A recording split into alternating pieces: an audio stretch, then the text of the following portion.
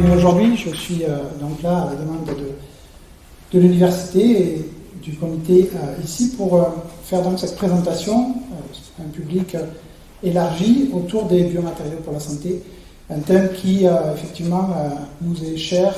Alors nous, à l'université de Cergy, parce qu'effectivement l'université de Cergy est fortement impliquée de par sa fédération dans le développement de matériaux innovants, de par son pôle santé, les différents laboratoires qui travaillent sur les aspects santé, sur les aspects de développement de matériaux de type biomatériaux, on va voir ce que c'est.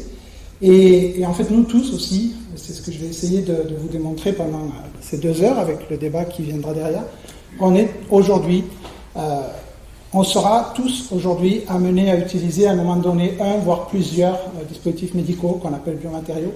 Et donc c'est très intéressant pour moi, qui fait une recherche des fois avec mes collègues approfondis sur ce domaine-là, d'avoir aujourd'hui cet échange sur un public plus large et des utilisateurs finaux de ces biomatériaux. Alors depuis tout à l'heure, on parle de biomatériaux pour la santé. Déjà, un biomatériau, qu'est-ce que c'est? Un biomatériau, les biomatériaux qu'on aborde nous, à ne pas confondre avec les matériaux de type biologique, qu'on appelle écomatériaux. Donc, il ne s'agit pas ici de parler de biomatériaux dans le sens matériaux produits par la nature, comme les sacs biodégradables ou les paniers à osier. On est plutôt là dans l'idée d'avoir des matériaux de type biologique dans la fonction qu'ils vont avoir. Et la définition d'un biomatériau est assez complexe et je vais en donner une ici et puis on verra peut-être à la fin de la conclusion, à la fin de l'intervention, que cette discussion-là, il faut la revoir et que demain, elle sera déjà fausse. La définition qu'on peut avoir d'un biomatériau aujourd'hui, c'est la définition qui en a été donnée par la conférence de Chester en Angleterre en 1986, dite conférence du consensus, dans laquelle finalement la Société européenne de biomatériaux s'est dit qu'il était important de définir ce qu'était un biomatériau. Parce qu'un biomatériau, les premiers, on va le voir, ont été utilisés il y a 3000 ans, mais l'idée de faire de la recherche pour développer, d'en faire les sciences, la science des biomatériaux, c'est quelque chose qui est apparu simplement après-guerre dans les années 50.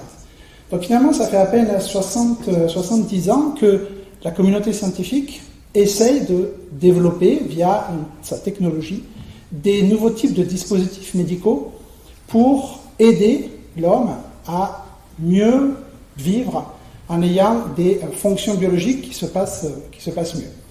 Et en 1986, la façon dont on définissait un biomatériau, c'était de dire finalement un biomatériau, c'est un système, un matériau qui ne sera pas vivant et qu'on va utiliser dans un dispositif médical pour interagir avec un système biologique en participant en tant que substitut pour aider l'homme à remplir des fonctions biologiques défaillantes au niveau de tissu, au niveau d'un organe.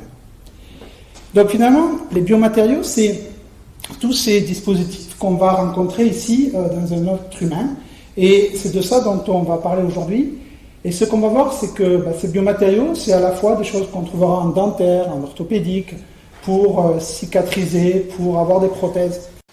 Et finalement, le sous-titre, c'était l'homme réparé, dans une première partie, puisque depuis l'après-guerre, on utilise ces dispositifs pour essayer de réparer l'homme, mais avec un sous-titre qui se décline aussi avec l'homme réparé, reconstruit, régénéré. Parce qu'en fait, on est dans une société technologique qui évolue très vite, où finalement, au jour d'aujourd'hui, en particulier avec le fait que les biotechnologies soient associées à l'informatique et aux potentialités du numérique, on est de plus en plus à développer des dispositifs médicaux, des biomatériaux qui vont par exemple pouvoir contenir une électronique, qui vont pouvoir être guidés par du Wi-Fi par exemple, pour faire du monitoring et pour voir comment évolue le matériau et le biomatériau au cours du temps. Et donc petit à petit, avec ces dispositifs-là, des dispositifs qui vont permettre d'aider l'homme à mieux réparer par exemple une fonction défaillante, mais qui vont permettre aussi de plus en plus par exemple de le reconstruire, de reconstruire des fonctions. Aujourd'hui, l'électronique, le numérique nous permet d'avoir des imprimantes. Vous avez peut-être entendu récemment qu'aujourd'hui on sait imprimer en 3D. En fait, on sait imprimer en 3D depuis longtemps, mais aujourd'hui, presque tout le monde, dans quelques temps, tout le monde pourra avoir une imprimante à la maison pour imprimer un objet en 3D. Et bien aujourd'hui, si on imagine qu'on peut remplacer les cartouches d'encre par des polymères qui vont gélifier pour donner des objets en 3D, on peut très bien, et c'est ce qu'on appelle le bioprinting, imaginer dans très peu de temps remplacer les cartouches d'encre par une cartouche qui contiendra des cellules souches, une cartouche qui contiendra des molécules qui permettent la cicatrisation, et aller jusqu'à imprimer toujours en 3D à terme des organes qui seront probablement des organes fonctionnels.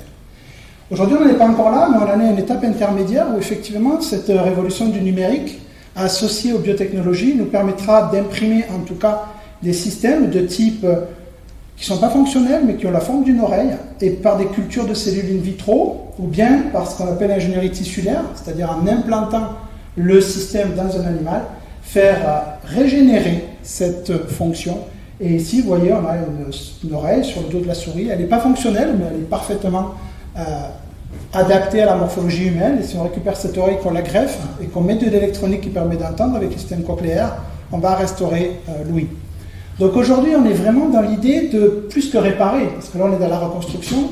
Cette reconstruction, en fait, si on est capable de la faire une fois, et qu'on est capable de la faire 2 fois, qu'on est capable de la faire 3 fois, on arrive à être dans la régénération. Et là, ça peut commencer peut-être aussi à faire peur, parce que je ne sais pas si on éteindra rapidement le rêve de Prométhée, qui est un rêve peut-être inaccessible, parce que là-dedans, il y a de la magie, il y a des dieux. Mais en fait, aujourd'hui, avec la technologie, on n'est pas loin de ça. On n'est pas loin de l'idée de reproduire, de restituer un être humain. Et finalement, dans peu de temps, on se retrouvera peut-être avec un bras de fer entre la biologie d'un côté et la chimie ou la technologie de l'autre. Tout ça, ça nous amène à des idées qui peuvent aussi nous amener plus loin, qui est le fait qu'on va développer des dispositifs médicaux qui permettent de reconstruire, de régénérer, mais cette régénération-là peut aussi être utilisée, par exemple, à des fins pour améliorer, pour augmenter, et pourquoi pas, vous avez peut-être vu, il y a des vidéos qui circulent sur Internet en ce moment, il y a des gens qui pensent que déjà aujourd'hui, sur Terre, il y a des gens qui vivront 1000 ans, en tout cas qu'on aura une espèce de forme d'éternité. Et c'est vrai que si on pousse le débat un peu loin, on peut imaginer que ces nouveaux types de dispositifs médicaux pourraient nous amener à avoir un homme augmenté, c'est peut-être pas à souhaiter, un homme éternel, c'est peut-être pas à souhaiter non plus, mais enfin à souhaiter la mort, gros tabou, c'est aussi très compliqué.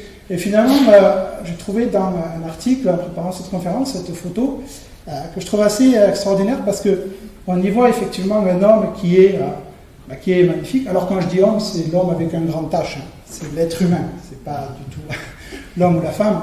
On aurait pu évidemment faire la même photo avec une personne de sexe féminin, mais on voit ici un être humain qui est visiblement parfait, qui ne mourra jamais. Et ce que je trouvais intéressant de cette photo, c'est que je me suis dit, tiens, il est là, il pense, puis ça m'a fait penser au penseur de Rodin. Je suis allé revoir le penseur de Rodin, et en fait, la différence, en tout cas moi personnellement j'y vois, vous me direz peut-être si vous partagez ce point de vue, c'est que dans le penseur de Rodin, c'est à peu près la même position, sauf que dans le penseur de Rodin, si vous vous rappelez bien, la personne, il a sa tête pensante posée sur son poing, comme ça, fermé, et il a un regard qui est un regard de pensée, mais plutôt de pensée positive, un regard vers l'horizon. Alors qu'en fait, ici, moi, j'ai plutôt l'impression qu'on a quelqu'un qui se prend la tête. Et visiblement, peut-être que dans cette façon-là, c'est peut-être pas à espérer d'aller jusqu'à ces extrêmes-là, mais en tout cas, espérons que l'homme sera assez sage pour ne pas aller jusqu'à là. Mais ce qui est sûr, c'est que on est dans cette démarche, on est dans cette dynamique d'utiliser ces nouvelles technologies, ce mélange de biotechnologie, de cognitif, d'informatique, de nanotechnologie, c'est les fameux NPC, les fameux 4 piliers de la nouvelle révolution scientifique, nanotechnologie, biotechnologie, informatique, cognitif, pour essayer de faire en sorte de vivre toujours plus longtemps. Et ça, c'est vrai qu'il y a un besoin croissant en dispositifs médicaux pour faire ça, ça sera l'objet de la conférence, et c'est vrai que depuis toujours, l'être humain a toujours voulu vivre plus longtemps. On ne peut pas, évidemment, aller contre cette nature-là, sauf que cette façon d'augmenter l'espérance de vie, eh bien, ne s'est vraiment pas fait de manière linéaire, et c'est fait d'une manière qui est avec une véritable explosion. Depuis 250 ans, depuis la révolution industrielle, l'espérance de vie a triplé. On est passé de 29 ans à 90 ans quasiment aujourd'hui, et vous voyez la façon dont la courbe évolue en science, on appelle ça une croissance, et cette croissance-là, de la pente dans laquelle on est aujourd'hui, est une pente exponentielle. Donc on ne sait pas comment cette pente va continuer. Si la pente continue comme ça, c'est vrai que M. Alexandre, dans ses conférences, il a raison, dans 100 ans, on sera à 1000 ans. Ce ne sera probablement pas comme ça que ça va évoluer, et je ne sais pas comment ça évoluera d'ici dans le futur, mais ce qui est sûr, c'est qu'aujourd'hui, on est là. On est dans cette dynamique qui fait qu'on a la capacité de vivre au moins 100, 120, 130 ans. Et de toute façon, l'être humain, beaucoup de scientifiques ont déjà démontré que on est programmé, on a une espérance de vie naturelle de l'ordre de 130 ans. En fait, si on meurt beaucoup plus jeune, c'est simplement parce qu'on n'a pas encore trouvé aujourd'hui la possibilité d'entretenir la machine, mais même sans reconstruire, même sans régénérer, même sans intervenir sur la nature humaine, on a la capacité de vivre 130 ans. Et ceci est relativement vrai, puisque il y a 3000 ans, il y avait Ramsès II qui avait déjà réussi à vivre 91 ans sans tous les progrès de la médecine qu'on a aujourd'hui. Donc aujourd'hui, on a déjà ce choix. Et on a déjà le choix d'ailleurs d'influer sur sa durée de vie. On sait très bien qu'avec un comportement à risque, on va diminuer son espérance de vie de 10 ans, et avec un comportement dans lequel on va être raisonnable, avec un peu de sport et pas une alimentation saine et équilibrée, et pas d'alcool, pas de drogue, pas de cigarettes, on a une espérance de vie qui pourra être de 20 ans supérieure à quelqu'un qui aurait une espérance de vie, une qualité de vie déplorable. Donc au jour d'aujourd'hui, on a cette capacité de, même sans intervenir sur la nature humaine, de maintenir la vie jusqu'à 110, 120, 130 ans. Mais pour faire ça, comme pour amener une voiture à 300 000 km, eh bien, il faut entretenir la mécanique. Et ce n'est pas parce qu'on peut amener une voiture à 300 000 km qu'on a fait que quelques vidanges. À un moment donné, il faut changer quelques pièces, il faut reconstruire certains éléments. Et donc, c'est pour ça que cette espérance de vie qui augmente, avec en plus une espérance de vie une vie qu'on veut augmenter en étant en bonne santé, parce que ça ne sert à rien d'être âgé et de vivre très vieux si on n'a pas la capacité, par exemple, de se déplacer, de penser, de jouer avec les petits-enfants ou les arrière-petits-enfants. Et donc on veut vivre de plus en plus longtemps, on veut vivre de plus en plus longtemps en bonne santé. Et donc on a besoin de tous ces petits dispositifs, de tous ces biomatériaux qui vont nous aider à remplir nos fonctions. Alors au jour d'aujourd'hui, on est dans le monde à plusieurs centaines de millions, on atteindra bientôt le milliard de ce qu'on appelle medical device, c'est-à-dire de systèmes, de dispositifs qui vont être utilisés, qui vont être des biomatériaux qui vont être utilisés dans l'être humain. Si on prend deux exemples, par exemple au niveau oculaire, eh bien au niveau oculaire, on est quasiment à 100 millions aujourd'hui entre les lentilles de contact et les lentilles intraoculaires. On est quasiment par an à 100 millions de dispositifs qui vont permettre d'aider à mieux voir, qui vont permettre de révolutionner la vision. Et aujourd'hui, 10% de ces dispositifs-là sont implantés directement dans l'œil. Et ça, c'est une vraie révolution pour, par exemple, remplacer un cristallin abîmé, c'est-à-dire que la cataracte aujourd'hui est, grâce à ces petits dispositifs qui sont tout simples, il suffit qu'ils soient biocompatibles, qu'ils soient transparents, qu'ils soient souples. Une petite incision, on la met sur le bord de l'œil, ça remplace le cristallin, ça soigne la cataracte. 7 millions aujourd'hui de lentilles intraoculaires utilisées chaque année dans le monde. Dans un autre domaine qui est extrêmement important, on parlait tout à l'heure de faire attention à sa qualité de vie. Vous savez qu'on est des êtres constitués de plusieurs organes qui communiquent entre eux par un système vasculaire. Et bien, ce système vasculaire, dans lequel le liquide, le sang est propulsé par le cœur, ce système vasculaire, il est de plus en plus sollicité pour vivre longtemps. Et on a souvent ce qu'on appelle les maladies cardiovasculaires, c'est-à-dire avec des veines, des artères qui se bouchent. Et aujourd'hui, on sait développer des petits dispositifs qui vont permettre de déboucher les artères. J'ai une petite vidéo que je vous montrerai juste après. C'est ce qu'on appelle des stents. Ces stents, c'est ces petits ressorts-là, ces petits ressorts qu'on va mettre dans les vaisseaux sanguins. Vous voyez ici, c'est un doigt, donc c'est plus petit qu'une allumette. C'est plus de 1000 € pièce. Mais c'est ce qui va permettre de rétablir, après la pause, un flux sanguin normal. Je vais juste vous montrer en commentant la vidéo, vu qu'elle est en anglais, je vais la commenter en français, mais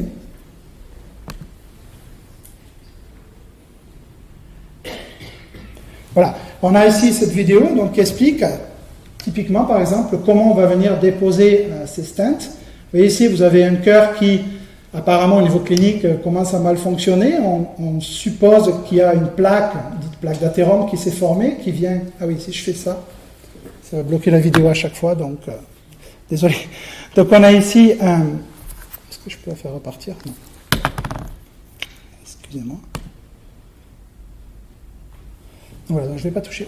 Donc ici au niveau de la vidéo, donc c'est une vidéo qui va venir nous expliquer comment, au niveau clinique, on vient mettre en place ce dispositif médical qu'on appelle le stent. Vous voyez ici, le cœur est en souffrance, probablement parce qu'il y a ici le vaisseau sanguin qui est bouché par cette plaque-là, qui est en fait, on va dire, du mauvais cholestérol avec des acides gras. Et donc, le patient est pris en charge, IV pour intraveineux, c'est-à-dire qu'on va lui installer sous monitoring un système de sédatif et un système intraveineux. Alors, en général, quand c'est possible, on va passer par ici, mais en général, on va passer par l'artère fémorale, on pose un cathéter. Le cathéter aussi est un dispositif médical, puisque c'est un système qui rentre en interaction avec le corps humain. Et dans ce cathéter-là, on va faire passer une canule. On va monter avec la canule via l'aorte ici jusqu'au premier ventricule, enfin au niveau du cœur. Et donc cette canule-là, c'est-à-dire ce petit conduit, va nous servir à la fois à faire le diagnostic et la thérapie. C'est-à-dire qu'à travers cette canule-là, on va dans un deuxième temps, vous voyez ici, injecter un petit tuyau qui permettra, lui, d'injecter l'agent de contraste. L'agent de contraste, c'est les molécules qui vont diffuser dans le sang et qui vont permettre de voir quel est l'état des vaisseaux sanguins. Donc on injecte, on positionne ce petit tuyau et on envoie l'agent de contraste. Donc l'agent de contraste ici vient se diffuser à travers les vaisseaux sanguins. Et vous voyez ici qu'il y a des vaisseaux sanguins qui sont très bien, tout va bien, sauf là-haut, vous allez voir, il va y avoir un zoom. Ici, on a ce qu'on appelle un blocage, c'est-à-dire un rétrécissement. Et donc on voit ici très bien qu'il y a vraiment un problème au niveau du flux sanguin qui est dû à un blocage, et on sait en plus où le blocage s'est fait. Et donc c'est à ce niveau-là qu'on va venir intervenir pour faire disparaître cette plaque. Et cette plaque-là, il y aura deux stratégies pour la faire disparaître. Dans un premier temps, on va autour de la canule faire circuler un petit dispositif avec un ballonnet, et on va essayer simplement de gonfler, dégonfler le ballonnet. Un peu comme si vous poussiez une haie qui vient trop vous envahir le jardin. Et bon, on pousse sur la haie, et si c'est bon, la plaque va être suffisamment repoussée et on n'aura pas besoin de stenter, c'est-à-dire qu'on n'a pas besoin de mettre d'architecture. Et si c'est pas bon, on va aller un peu plus loin, et dernière étape, sur le bâtonnet, on va mettre ce petit ressort qu'on va déployer. Et en fait là, c'est comme si vous poussiez votre haie qui vous encombre avec un grillage, et vous fixez ce grillage-là.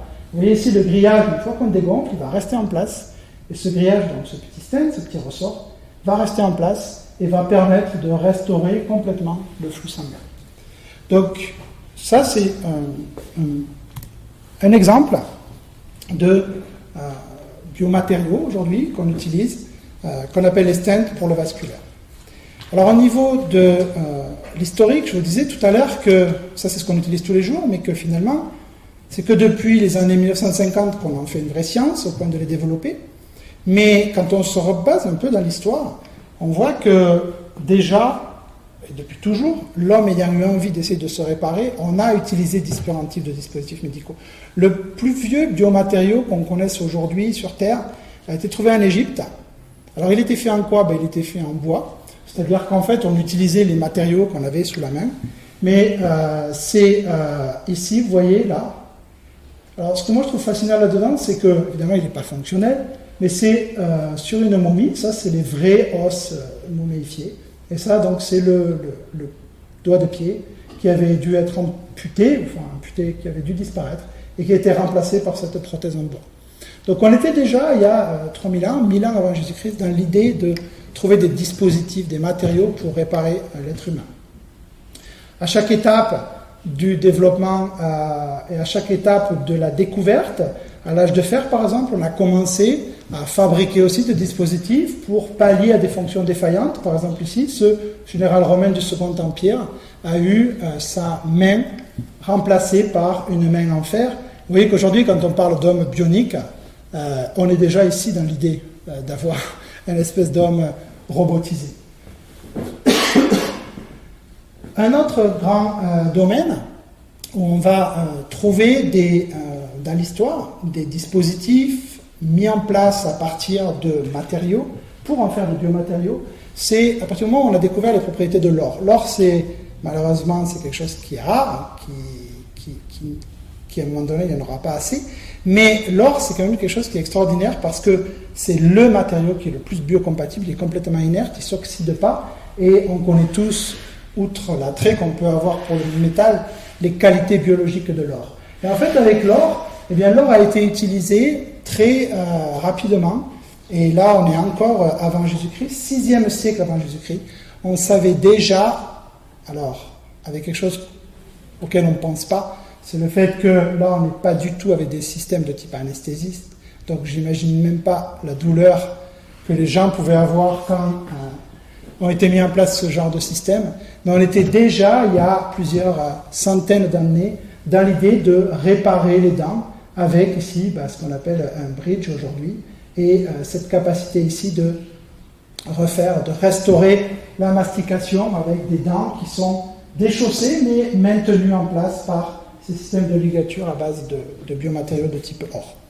Là, on est déjà dans l'idée de remplacer, mais de remplacer en réparant. Donc, vous voyez aussi que cette dynamique d'aller du remplacement à la réparation, voire à la reconstruction, c'est une dynamique qui existe depuis plusieurs années. Alors aujourd'hui, quels sont les grands domaines d'application des biomatériaux? Les grands domaines d'application des biomatériaux, c'est toujours l'orthopédique. Cette orthopédie qu'on va avoir avec des matériaux de type solide pour remplacer des os.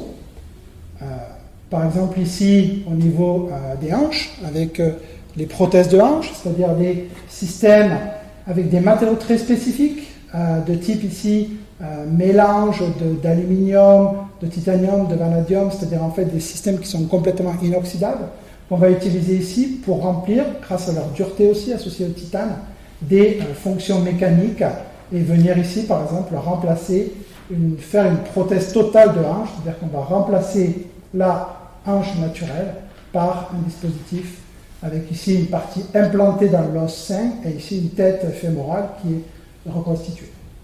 Mais on va aussi utiliser en orthopédique différents types de systèmes pour essayer des fois de faire une réparation mécanique ou des fois de faire une réparation biologique, c'est-à-dire d'essayer de reformer de l'os. Et pour ça, on va utiliser des pattes d'os qu'on va pouvoir essayer de formuler de différentes manières, pour pouvoir par exemple les injecter quand on va boucher une cavité sur une dent par exemple. Donc en orthopédique, on a beaucoup d'applications sur l'os, applications sur l'os qu'on retrouve aussi évidemment dans le dentaire, avec, vous voyez quand même, les progrès qui ont été faits, heureusement quand même, depuis le 6e siècle avant Jésus-Christ. Aujourd'hui, grâce à l'implantologie, à la limite les bridges, on ne les utilise quasiment plus, on est capable aujourd'hui de développer des biomatériaux de type implant, qui vont être ici avec des structures très spécifiques, et qui vont permettre en fait, c'est ce qu'on n'avait pas dans cette diapo-là, la capacité de restituer la masse osseuse. Et en fait, quand on pose un implant, qu'est-ce qu'on fait? Eh bien, on vient ici restituer la perte osseuse qui est là, en remplaçant l'os manquant, la racine manquante, par cette racine artificielle. Et une fois que cette racine artificielle-là a bien cicatrisé, vous voyez ici les tenons ici qui dépassent, l'implant est à l'intérieur, on vient chapeauter, on vient mettre une dent en céramique sur cet implant dentaire. Et vous voyez qu'ici, au niveau gingival, la reprise est parfaite. Ça, c'est la dent naturelle, ça, ce sont les dents artificielles. On est quasiment dans une restauration parfaite de l'émail naturel ou des dents naturelles telles qu'on pouvait les avoir. Donc aujourd'hui, on est vraiment avec des matériaux, des dispositifs qui nous permettent d'aller plus loin dans la façon dont on va réparer, dans la qualité de la réparation. Ces biomatériaux-là, on va aussi les utiliser en chirurgie reconstructrice, avec d'autres questions qui pourront se poser. Typiquement, par exemple, les prothèses mammaires, qui ont fait beaucoup l'actualité aussi en ce moment pour d'autres raisons. Mais les prothèses mammaires ont été dans un premier temps conçues, développées, pour, par exemple, faire de la chirurgie reconstructrice après une ablation du sein suite à un cancer. Et en fait, on sait au jour d'aujourd'hui que la plupart des cas, on utilise ces dispositifs-là, non pas pour pallier une chirurgie après un cancer, mais pour faire de la reconstruction et pour faire des augmentations, voire des réductions, mais en tout cas pour intervenir de manière différente que pour soigner une pathologie clinique sur le corps humain et la façon dont il va être disposé. Donc là, ça nous amène à un autre niveau de réflexion, des réflexions qui peuvent être aussi sur des aspects éthiques. Est-ce qu'il est normal de dériver le développement de la technologie pour pallier une pathologie à finalement une thérapie de confort? On peut se poser la question, est-ce que mettre des prothèses mammaires, c'est tout le temps de la thérapie de confort? Si la personne à qui on a fait l'ablation du sein, des fois comme Angelina Jolie, vont préférer vivre sans poitrine reconstruite, mais on peut aussi se dire que ça fait partie de la thérapie, au moins de la partie psychologique de la thérapie, de venir utiliser le dispositif pour reconstruire et avoir, dans ce cas-là par exemple, une poitrine qui correspond aux besoins de la patiente. On a évidemment les notions de bénéfice-risque, c'est-à-dire qu'en fait, on peut imaginer qu'il y a un bénéfice physique, physiologique, un bénéfice psychologique, mais la question c'est quel est l'impact de ce bénéfice par rapport au risque, et est-ce que le matériau est bien sûr, quel est le problème de toxicité, et donc là, après, se mélange aussi des questions d'éthique et de la façon dont on va utiliser ce dispositif-là au niveau éthique, avec des fois des choses qui se mélangent, parce que par exemple pour le problème des prothèses PIP, le problème n'est pas du tout un problème de développement de dispositifs de qualité par des scientifiques de qualité, mais là il y a simplement une fraude dans l'utilisation du liquide utilisé, du silicone utilisé pour remplir les prothèses mammaires, et donc là on est sur un vrai cas de fraude et pas sur un cas de déficit de la science par rapport à l'application qu'il y a derrière. Donc beaucoup de questions, beaucoup de problématiques.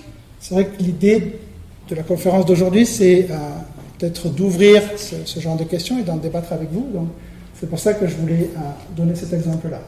Un autre grand domaine, c'est le domaine de la peau, un domaine où on n'a pas fait grand-chose et où il y a pourtant beaucoup à faire, mais un domaine aussi dans lequel il y a une vraie complexité parce que la peau, c'est un vrai système naturel qui va évoluer selon le temps, qui va évoluer selon l'endroit où il est, avec des complexités de molécules qui l'organisent, qui vont faire que c'est pas si facile que ça de faire de la peau reconstituée, mais finalement dans le laboratoire Hermès et dans l'équipe que j'ai la chance de diriger, on a aussi une partie de ces activités-là, je vous en dirai 2 mots tout à l'heure, et donc c'est intéressant d'aller vers ces challenges-là parce qu'il y a des vrais besoins de reconstruction de la peau, en particulier par exemple pour les grands brûlés.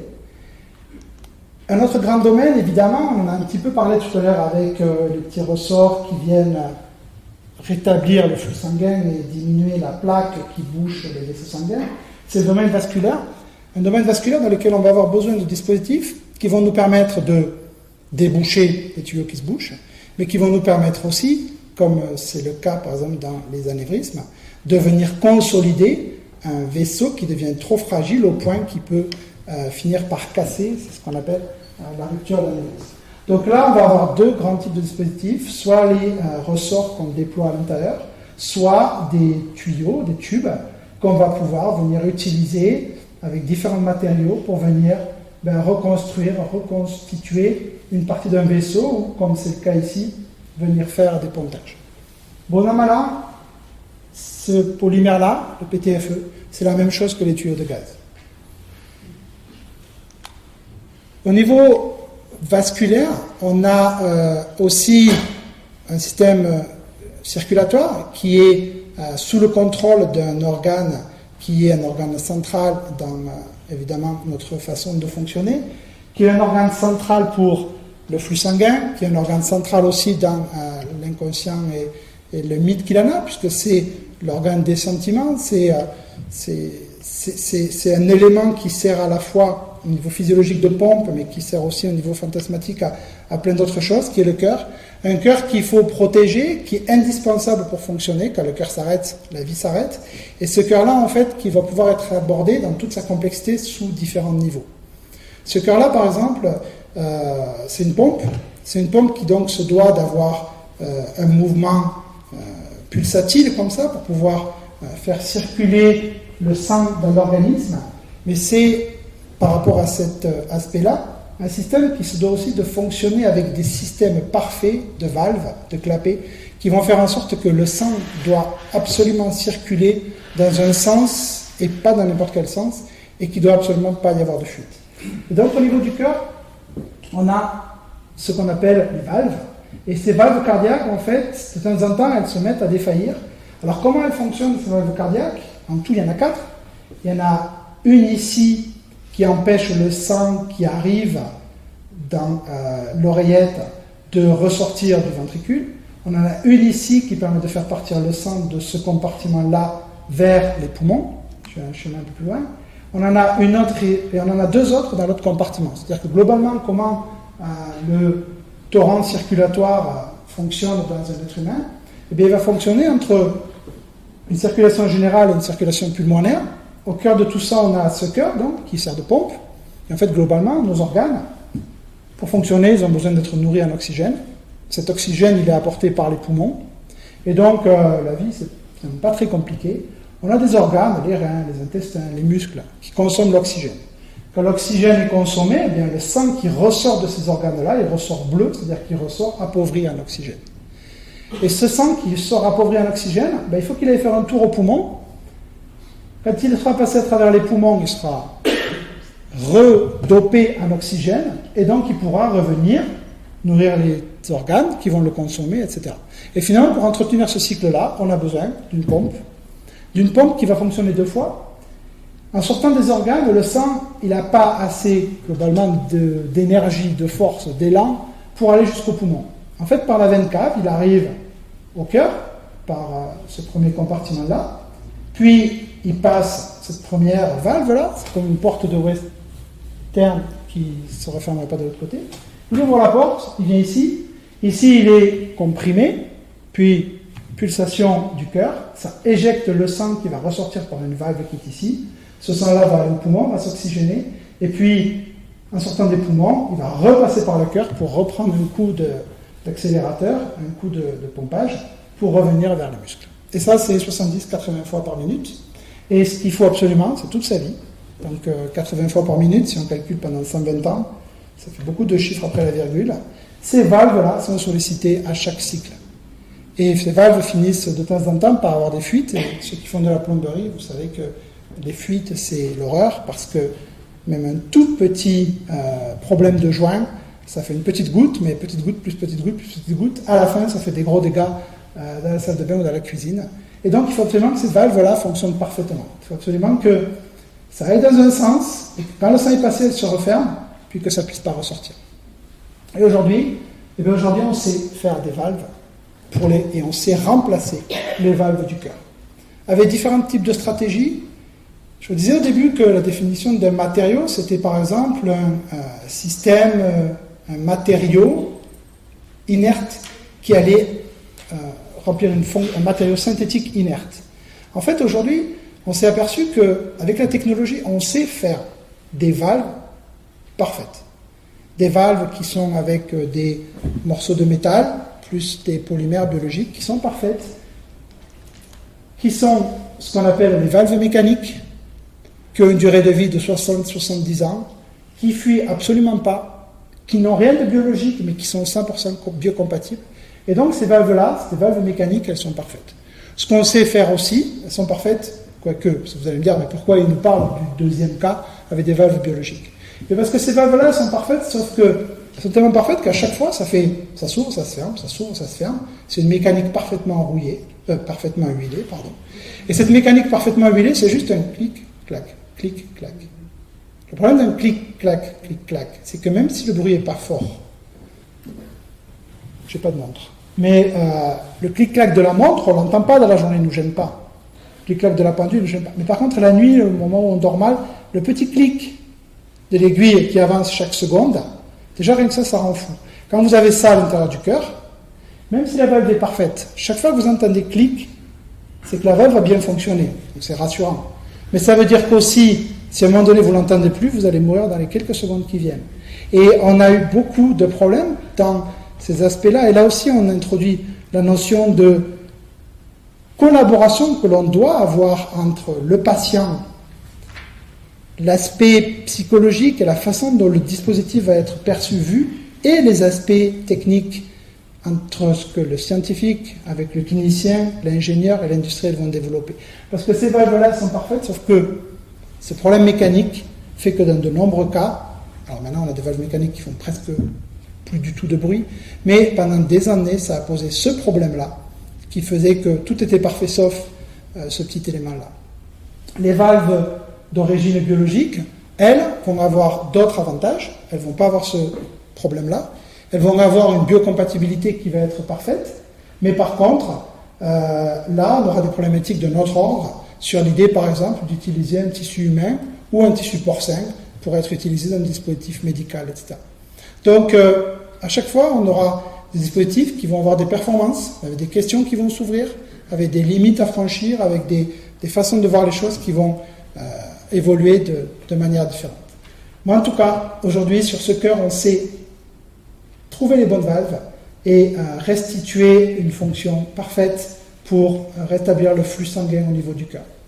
Ce cœur, en fait, il a de temps en temps des faiblesses, non pas dans les façons dont les valves fonctionnent, mais ne serait-ce que dans la capacité du muscle cardiaque à fonctionner. Et bien là, on a, depuis plusieurs années, trouvé le moyen, je vous disais tout à l'heure, l'association entre l'informatique et les dispositifs médicaux. On a trouvé les moyens via ce qu'on appelle un pacemaker, c'est-à-dire en fait d'avoir un système externe qui va venir stimuler et mettre des petites décharges électriques sur le tissu cardiaque pour lui permettre de battre correctement. Et puis quand il y a des grosses fuites aussi, comme tout à l'heure avec le tuyau de gaz, on va pouvoir venir de temps en temps faire des pontages, double, triple, quand il y en a besoin. Donc on a aujourd'hui notre, en tout cas dans le domaine vasculaire et cardiovasculaire, énormément de capacités d'interagir pour essayer de régénérer ce cœur, mais des fois les dégâts sont tellement forts que le cœur, il faut le changer complètement. Et pour changer complètement le cœur, soit on prend un autre cœur et on fait une transplantation, soit on essaye, et ce sera ce qu'on verra à la fin de cette présentation, d'obtenir carrément une vraie bioprothèse pour remplacer complètement le système. Ce qu'on a vu aussi, je vais passer rapidement sur ça, mais ce qu'on a vu aussi au cours de la présentation, c'est qu'on a une évolution dans les matériaux, dans l'origine des matériaux qu'on va utiliser pour mettre en place ces différents types de dispositifs. On utilise le bois, on utilisait l'or, l'argent, et aujourd'hui on est dans des matériaux que l'on va développer à façon, que l'on va optimiser pour avoir des propriétés inoxydables, par exemple comme on l'a vu tout à l'heure, en mélangeant différents atomes avec le fer. Donc on a une évolution de ces matériaux, avec des matériaux aujourd'hui qui vont, de par les propriétés qu'ils ont, pouvoir nous permettre d'imaginer des dispositifs pour toute situation biologique, clinique, pathologique. Différents types de céramique, différents types de métaux, des polymères qui seront parfois non dégradables, parce que des fois on aura besoin d'avoir des dispositifs médicaux qui ne bougent pas dans le corps humain, mais des fois on aura aussi besoin, et ça c'est une nouvelle notion qu'on introduit, d'avoir des biomatériaux qui sont dynamiques avec l'organisme, qui ne vont pas simplement venir suppléer la fonction, mais qui vont essayer d'aider l'organisme à reprendre ses véritables fonctions. Donc, grâce à la chimie, on développe aujourd'hui, la chimie, la science des matériaux, on développe aujourd'hui différents types de matériaux, de composés, de polymères, avec lesquels on va pouvoir développer différents types de biomatériaux. Alors, dans ces biomatériaux, quelles sont les exigences qu'il va y avoir? Mais l'exigence qu'il va y avoir, c'est de faire en sorte que ce dispositif-là soit en interaction avec le vivant, dans une relation avec le vivant qui soit finalement la plus neutre possible par rapport à la réalité du vivant. C'est-à-dire qu'en fait, globalement, le dispositif, le matériel, doit être capable d'être en relation avec les cellules, et vice-versa, les cellules doivent être capables de vivre et d'interagir avec ce matériel-là. On sait aujourd'hui qu'on doit aussi avoir comme challenge de faire en sorte que selon le contexte dans lequel le dispositif est utilisé, ce soit les cellules qui sont censées interagir à ce niveau-là, qui interagissent avec ce matériau et pas d'autres. Par exemple, sans rentrer dans les détails, vous savez qu'on est des êtres pluricellulaires, mais que nos cellules sont spécialisées dans des fonctions. Et typiquement, par exemple, au niveau de l'os, les cellules qui refont l'os ne sont pas les mêmes que les cellules, par exemple, les fibroblastes, qui vont venir faire des fibres, ou les kératinocytes qui vont venir faire de la peau. Et donc, typiquement, par exemple, si vous développez un dispositif pour implanter dans un tissu osseux, eh bien, vous allez vouloir que ce soit les cellules qui font l'os, les ostéoblastes qui le colonisent, mais pas les cellules fibroblastiques. Donc, toute la complexité, ça va être quoi? Ça va être d'essayer d'arriver à faire en sorte que ce matériau soit biocompatible, soit bioadhésif, soit biocontrôlé pour réagir avec les cellules qui vont bien et pas avec les cellules qui gênent, pour en arriver finalement à ce type de schéma-là, où le biomatériau, vous ne le voyez pas, pour en arriver finalement dans un système qui est tellement, au final, bien régulé, contrôlé dans la relation entre le matériau et le vivant, mais qu'on en arrive peut-être à cette intégration parfaite, comme dans ce tableau-là de Claude Monet. Ce tableau-là de Claude Monet, en fait, pour ceux qui le connaissent, il s'appelle la pie. La pie, elle est petite, elle est juste là, mais c'est l'élément qui est complètement central du tableau. C'est l'élément du tableau qui donne le nom au tableau. Si cette pie-là, elle n'y est pas, le tableau, il a une toute autre signification. Cette pie, elle n'y est pas, on voit un paysage de neige, où apparemment il n'y a pas de vie, etc. Avec la présence de la pie ici, elle est toute petite, mais ça donne une toute autre vision du tableau, où on a un paysage de neige, etc., mais avec un oiseau qui regarde. Alors après, il y en a qui analysent le truc, qui disent qu'en fait, l'oiseau là, il définit ici les lignes perpendiculaires, on a les 5 lignes de la portée, c'est une note de musique en haut de la portée, etc.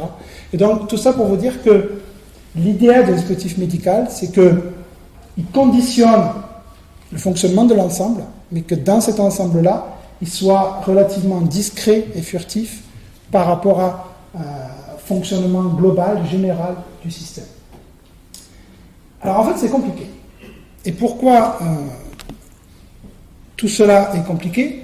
Tout cela est compliqué parce que faire travailler les cellules comme on l'entend, c'est pas si facile que ça.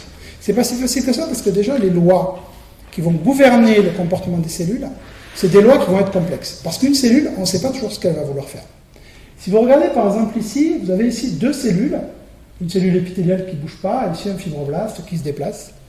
Si c'était 2 boules de billard par exemple, pour ceux qui jouent au billard, eh bien selon la façon dont la première bille, vous allez la pousser, vous allez la lancer sur la deuxième bille, vous pouvez prévoir exactement le comportement qui va se passer. Quand 2 boules de billard entrent en contact, c'est ce qu'on appelle un choc élastique, et selon la façon dont le contact se fait, selon la vitesse, selon la façon dont la boule tourne, etc., on sait si les 2 billes vont partir ensemble. Et ceux qui sont très forts au billard, finalement, c'est jamais que des gens qui connaissent ces principes de physique, de mécanique, et qui maîtrisent assez bien la queue et la façon dont ils poussent la boule de billard pour interagir sur l'autre boule. En fait, quand 2 cellules se baladent comme ça, on ne peut pas savoir. C'est difficile de prévoir. Cette première cellule-là, vous voyez, on a l'impression qu'elle se promène. Elle arrive vers la deuxième, voilà. Tiens, on dirait qu'elle la regarde, elle fait un contact, et puis en fait, ici, il y a 2 autres contacts, puis le contact s'arrête et elle part dans cette direction-là. Mais ça, ce n'était pas prévisible. On aurait très bien pu, dans une même circonstance, avoir un autre contact qui se fait ici, avec le récepteur cellulaire qui interagit d'une manière différente, et puis la cellule qui part sur elle, ou qui interagit, etc. Donc c'est très difficile de prédire ces comportements-là. C'est très difficile de prédire les comportements entre des cellules, donc c'est très difficile de prédire la façon dont les cellules vont interagir sur les matériaux. On sait qu'il y a des choses qu'on va pouvoir contrôler, et on sait par exemple que selon l'information qu'on va donner, on va pouvoir guider le déplacement de la cellule. Par exemple ici, sur le même dispositif qui est là, ont été faits des nanostries, c'est-à-dire en fait des petites crevasses qui font 0,00001 mm d'épaisseur. Mais ça suffit déjà pour que la cellule ne soit plus dans la possibilité d'aller n'importe où, mais se déplace sur ces lignes-là. Et quand elle va arriver à un carrefour, eh bien ici, quand elle arrive au carrefour, on ne voit pas très bien avec la vidéo ici, mais avec la lumière, mais à l'intérieur de ces canaux-là, il y a des concentrations d'or qui sont différentes. Et en fait, les cellules, je vous ai dit au début, elles aiment l'or. Et bien vous voyez ici, quand la cellule arrive, elle sonde. Là, il n'y a pas d'or, elle n'y va pas. Là, elle regarde dans les 2 directions, il y a plus d'or ici que là, elle va partir dans cette direction-là. Donc on est quand même capable de jouer sur la nature du matériau et sur sa structuration pour essayer d'introduire et d'induire un comportement cellulaire adéquat, une réponse cellulaire qui convient.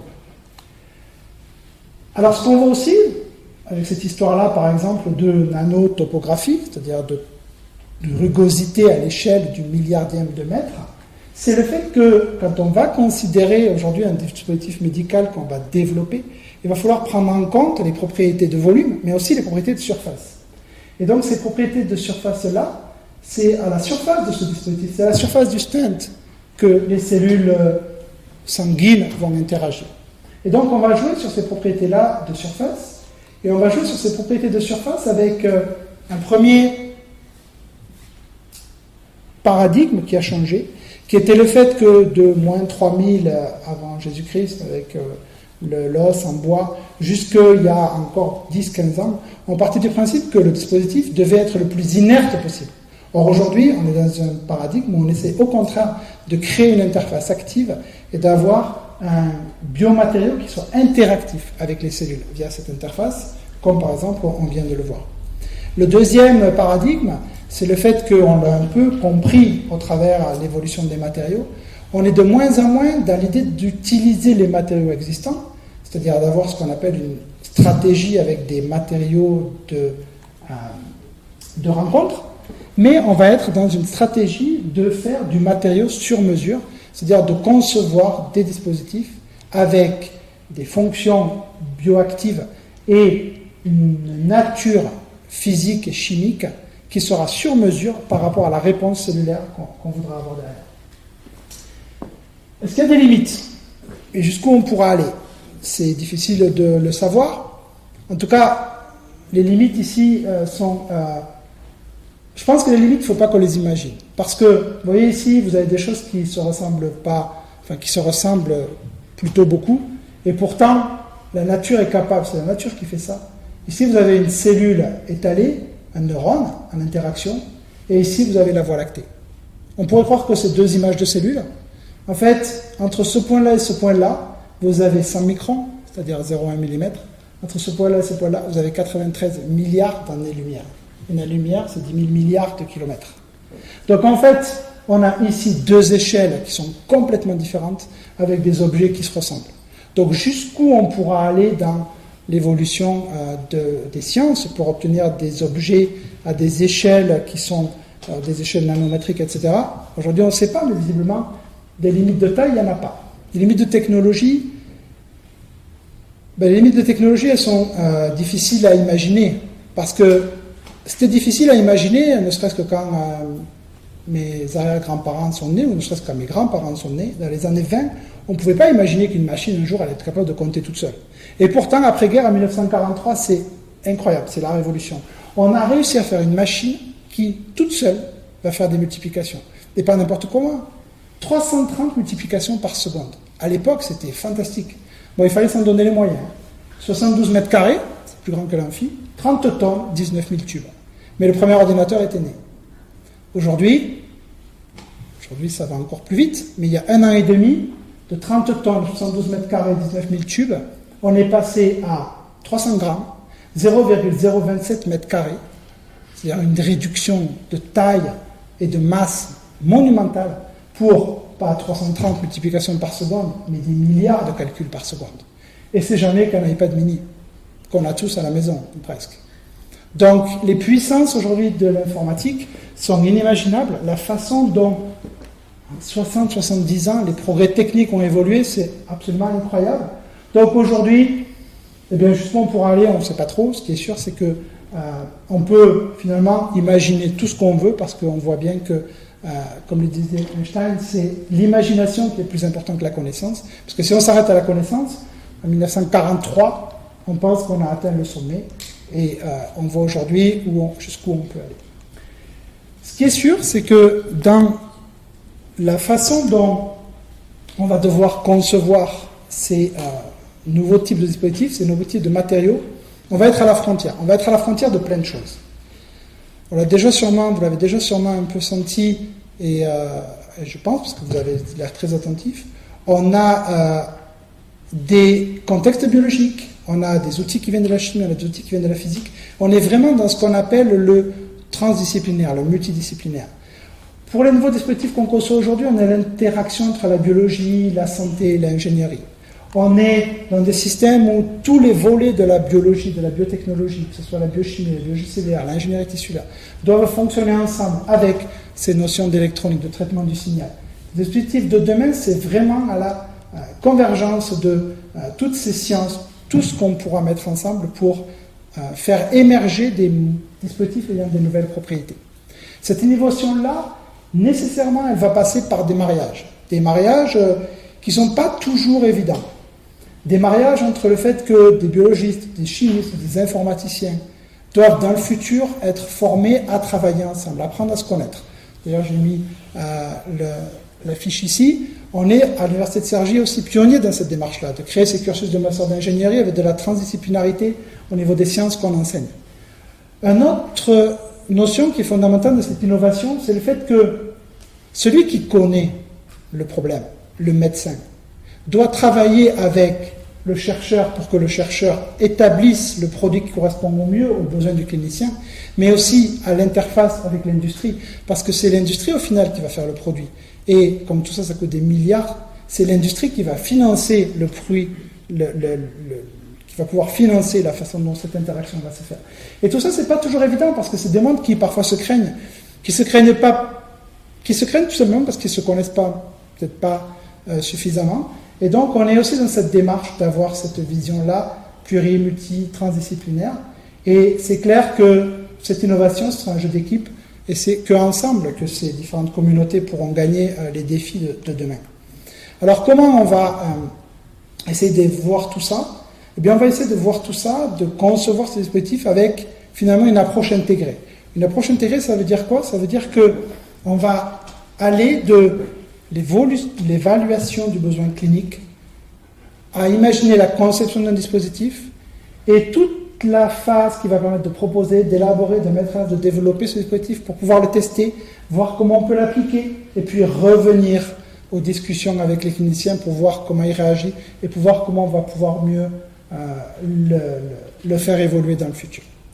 C'est ça l'approche intégrée. Cette approche intégrée, ça veut dire qu'on est d'une science qui est dite fondamentale, avec une recherche académique, des mises en équation pour essayer de comprendre, de modéliser ce qui va se passer, avec des séries d'expériences qui vont nous permettre d'essayer de mieux comprendre comment les choses se passent, pour essayer ensuite de pouvoir, d'abord à l'échelle expérimentale du laboratoire, développer différents types de dispositifs, des gels ici, des gels mous, des gels en volume, que l'on va pouvoir utiliser, tester, d'abord in vitro, avec des cellules en culture, puis dans le petit animal, puis avoir des validations biologiques pour le tester in fine chez l'être humain. Alors, avant de... je regarde le temps parce que je ne veux pas faire trop long, peut-être 5 minutes, 10 minutes, tu me dis, hein? Oui, 5 minutes, c'est bien. 5 minutes. Alors, en 10 minutes, 5 minutes pour nous, à Cergy, pour vous présenter rapidement avec les mains et pour vous montrer un peu ce qu'on fait dans le laboratoire Hermès. Et puis, pour vous montrer une vidéo qui est, je pense, intéressante à regarder, parce que c'est vraiment aujourd'hui l'apogée de ce qu'on peut avoir en biomatériaux pour la santé. Alors, au niveau d'Hermès, donc l'acronyme, Julien parlait tout à l'heure, c'est équipe de recherche sur la relation matrice cellulaire-cellule. Je ne vais pas du tout, surtout quand on fatigue, rentrer dans les détails de ce qu'on fait à Hermès, mais globalement, ce qu'on fait à Hermès, dans l'équipe biomatériaux pour la santé, c'est d'essayer de contribuer, par nos recherches, à faire évoluer la connaissance pour proposer des dispositifs médicaux innovants. Et l'angle avec lequel on travaille, c'est, comme je vous l'ai montré un petit peu tout à l'heure, d'essayer de contrôler la réponse cellulaire en jouant sur une interface entre le matériau dur, en fer, ou en céramique, et la réponse cellulaire. Et pour ça, on va utiliser des molécules qu'on appelle des protéines, ou différents types de molécules, qu'on va extraire du sang. Et notre propriété, notre particularité, c'est d'avoir ce travail de biochimiste et cette vision qu'on peut avoir depuis plusieurs années, parce que depuis plusieurs années, on travaille sur des protéines du sang qu'on extrait, qu'on purifie, et qu'on regarde sous différents angles. On va regarder comment elles vont pouvoir se comporter pour faire des fibres, comment elles vont pouvoir se comporter pour faire des gels. Et donc, on va utiliser ces différents types de molécules-là pour essayer de voir si on peut, avec les membres de l'équipe, dans un esprit d'ingénierie, pour essayer d'avoir des matériaux que l'on pourra transposer dans l'industrie, avec ce véritable intérêt d'essayer d'adresser, de comprendre des problématiques médicales, essayer de voir si on peut avoir des matériaux qui soient plus actifs au niveau biologique. On parlera de matériaux proactifs.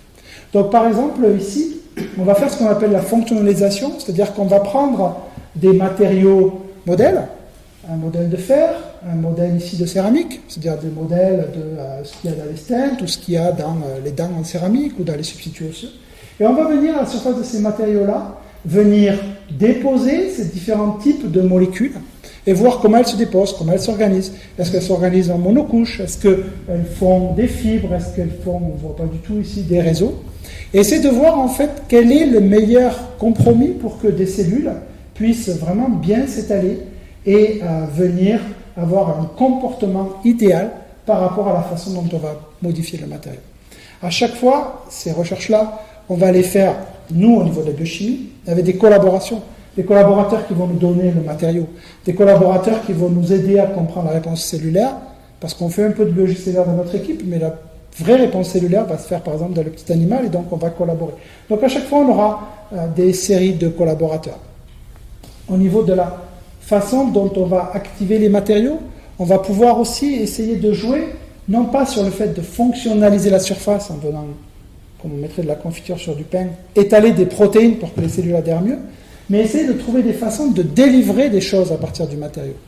Et pour ça, on va faire ce qu'on appelle de la délivrance moléculaire, c'est-à-dire que par exemple, la surface du matériau, on va mettre des films, comme les différentes couches de millefeuille, et à l'intérieur de ce film-là, on va venir emprisonner des molécules qui pourront être délivrées quand la cellule viendra sur le matériau. Et on peut imaginer, par exemple, qu'on délivre des facteurs qui aident les cellules à coloniser les matériaux, mais que c'est une cellule cancéreuse qui vient, on délivre un facteur qui, lui, tue la cellule cancéreuse, et donc d'avoir un matériau comme ça, dit proactif, dans le sens où il va interagir intelligemment avec le système qui est derrière. On va utiliser ce dispositif médical-là, par exemple, pour contrôler le soin des plaies chroniques, avec des gels développés par Véronique Larretagarde, qui est ici dans l'amphi, qui a créé l'unité, qui est professeur dans le laboratoire et qui a développé des dispositif pour le soin des plaies chroniques, et à l'Institut Curie qui a encadré une thèse pour essayer de comprendre si on peut avoir des pansements intelligents qui permettent de lutter contre les bactéries qui viennent infecter les plaies quand on a des problèmes de plaies chroniques. Donc on est dans cette stratégie-là, mais on essaie de la stratégie d'essayer de ne pas fonctionnaliser le dispositif, mais de carrément créer un dispositif. Créer un dispositif dans le sens où le biomatériau qu'on crée va lui-même aider la réparation, la régénération tissulaire.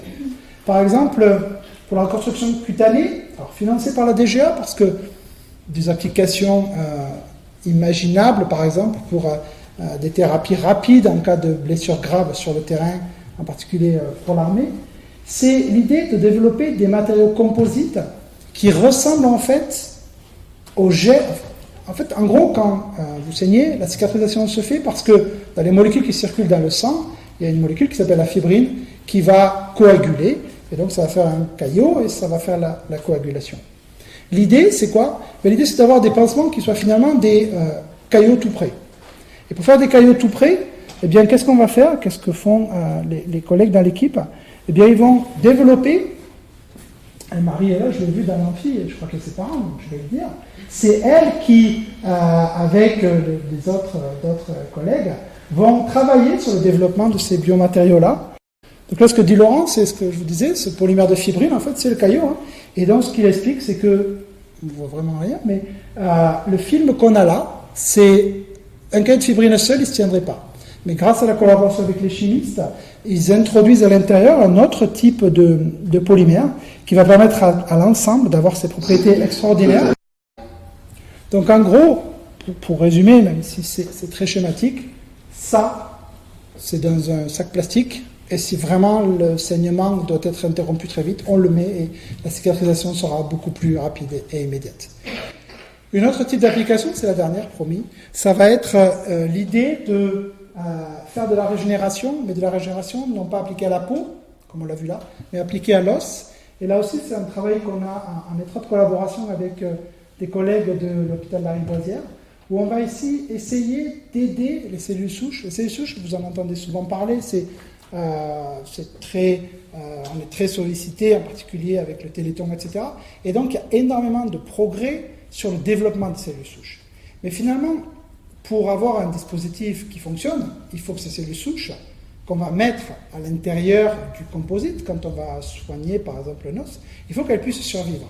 Et donc pour survivre, ces cellules-là vont avoir besoin d'être nourries à l'intérieur.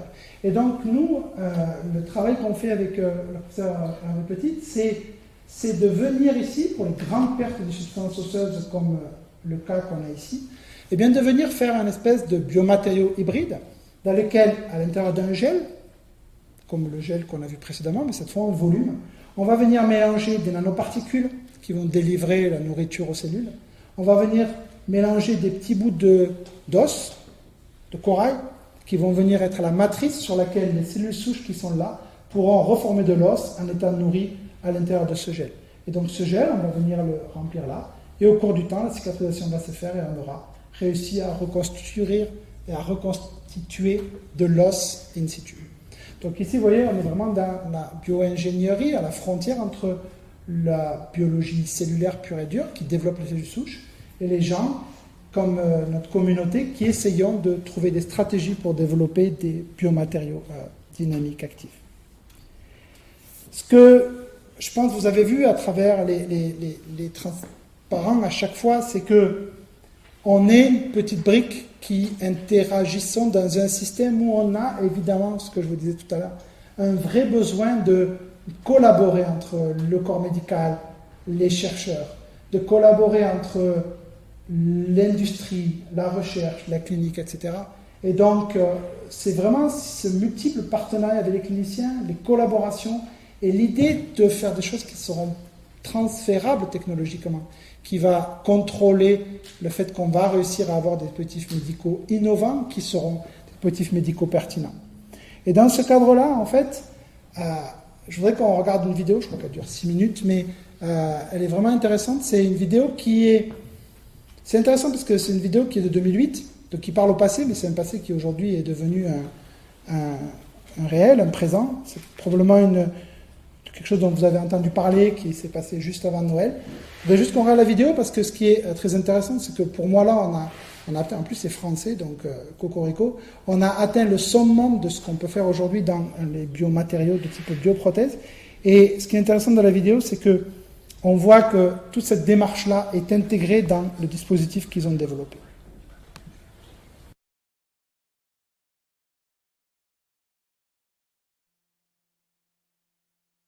Aujourd'hui, les maladies cardiovasculaires constituent la première cause de mortalité dans le monde.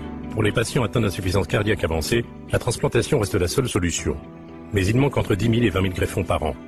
Les maladies du cœur sont un enjeu majeur de santé publique. Le cœur artificiel totalement implantable permettra d'apporter une réponse à ces préoccupations essentielles. Ça fait 20 ans qu'on travaille sur ce projet. C'est un projet exceptionnel. Les progrès qui ont été faits et la vie de nombreux malades, j'ai trouvé intolérable dans mon métier de chirurgien cardiaque de voir mourir des jeunes de 40, 45, 50 ans d'un infarctus massif du myocarde sans avoir immédiatement à ma disposition une prothèse pour leur remplacer le cœur. Cette prothèse est née d'une rencontre, c'est ma rencontre avec Jean-Luc Lagardère. Ça faisait longtemps que j'avais ce projet d'un cœur artificiel sur lequel je travaillais et j'avais besoin d'un grand industriel. Cette aventure, qui est évidemment médicale, purement médicale au départ, a été enrichie considérablement par l'équipe que j'ai pu avoir autour de ce projet. Né de la collaboration du chirurgien français Alain Carpentier et du groupe EADS, Carmat est une jeune entreprise biomédicale innovante qui applique au domaine du cœur artificiel des biomatériaux et des technologies de pointe. Carmat, c'est une équipe pluridisciplinaire avec des gens de biomédical qui ont à la fois une formation d'ingénieur et une formation de biologiste. Des gens de CAO mécanique qui réalisent ou qui conçoivent l'ensemble des parties de la prothèse, mais de façon optimisée, c'est-à-dire avec des gens d'électronique, avec des gens de biomatériaux autour d'eux, pour arriver à une solution optimisée qui soit la meilleure en finale en termes de volume, de consommation, de poids, un certain nombre de critères qui sont habituels pour des équipements embarqués. Ce projet a fait des progrès considérables dans les 20 dernières années. L'adéquation parfaite de la géométrie extérieure de la prothèse à la géométrie intérieure du sac péricardique qui est destiné à la contenir.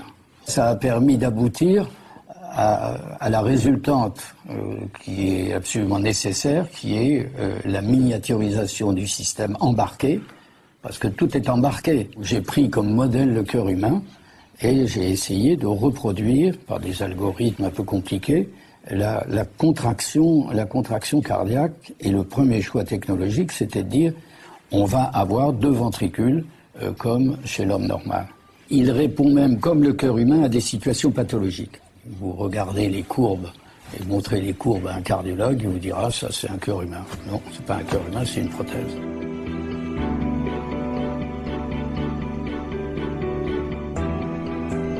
On va essentiellement se fonder sur des simulations. Par exemple, ce cadre hémodynamique qui reproduit le réseau vasculaire humain. On est à l'ère des simulations, on est à l'ère du numérique. Les essais préliminaires effectués chez l'animal et dans les laboratoires de ADS ont éveillé l'intérêt de la communauté médicale et des autorités de santé. Aujourd'hui, la prothèse Carmat est brevetée. Son prototype en est au stade des essais précliniques et devrait aboutir au cœur artificiel le plus en pointe au niveau mondial. Il ouvre le domaine des bioprothèses complexes à régulation physiologique autonome. Tout ce qui est l'expérience du professeur Carpentier sur les valves cardiaques a été repris dans notre système. L'expérience des prothèses vasculaires a également été intégrée dans notre prothèse. Pour améliorer l'hémocompatibilité de la prothèse Carmat, le professeur Carpentier a choisi un revêtement microporeux pour toutes les surfaces de la prothèse en contact avec le sang. Carmat a donc mis au point et breveté un grand nombre de procédés, dont cette membrane hybride qui est à la fois étanche et hémocompatible. Aujourd'hui, la prochaine étape clé du développement de la prothèse Carmat sera l'implantation chez l'homme. Dans 2 à 3 ans, le prototype de Carmat sera évalué initialement chez des malades ne pouvant bénéficier d'autres thérapeutiques et au pronostic vital engagé. Puis, en fonction des résultats de ces essais cliniques initiaux, il sera évalué chez des patients de meilleur pronostic. Les personnes atteintes de maladies cardiovasculaires pourront ainsi être aidées et voir leur vie prolongée grâce à cette innovation technologique. L'équipe est en place, les chercheurs motivés et attentifs, les partenaires mobilisés. Il y a un besoin très important, c'est tous ces milliers de malades dont le cœur ne fonctionne plus ou va s'arrêter bientôt, qui ne peuvent pas avoir de transplantation d'organes, chez qui les médicaments sont inefficaces. Eh bien, un cœur artificiel comme celui de Carmat pourra être, d'ici quelques années, la solution. Alors, Truffle, nous avons mis 5 millions d'euros, nous mettrons plus d'argent dans les mois ou les années qui viennent, aux côtés d'autres investisseurs, français et étrangers. Le soutien d'Oseo s'est révélé particulièrement fort pour cette très belle entreprise et nous sommes optimistes. Ce défi technologique qui existait, nous l'avons remporté. Le cœur artificiel est certainement le premier organe artificiel qui peut être réalisé en utilisant les technologies qui sont désormais prêtes. J'appelle ça un outil, une prothèse, mais pour l'être humain. Essentiellement pour l'être humain. C'est ce qui fait la grandeur du projet Carmat. La grandeur de ceux qui se sont mobilisés dans le passé, qui y participent dans l'immédiat et qui y contribueront dans le futur. Donc en fait, je vais m'arrêter là, juste par rapport à la définition, finalement, cette définition du biomatériau par rapport à la conférence de Chester. Aujourd'hui, je pense que, et on l'aura vu ensemble, on aura contribué ce soir ensemble à le découvrir, c'est une définition qui est finalement beaucoup plus large, parce qu'un biomatériau, ça va être beaucoup plus complexe que ce qu'on a dit, ça va être non pas seulement un matériel, mais ça va être une substance.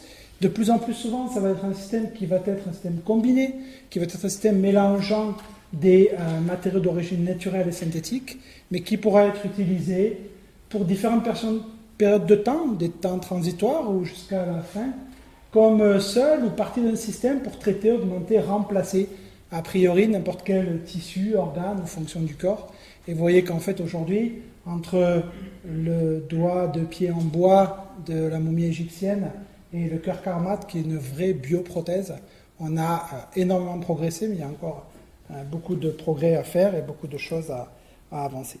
Voilà, je vais juste m'arrêter là, évidemment, rester là pour répondre et essayer d'échanger avec vous, mais je voudrais juste terminer en remerciant, je ne les citerai pas, mais évidemment, surtout qui me manquent en plus, les personnes qui contribuent au quotidien à avancer avec nous sur ce travail-là.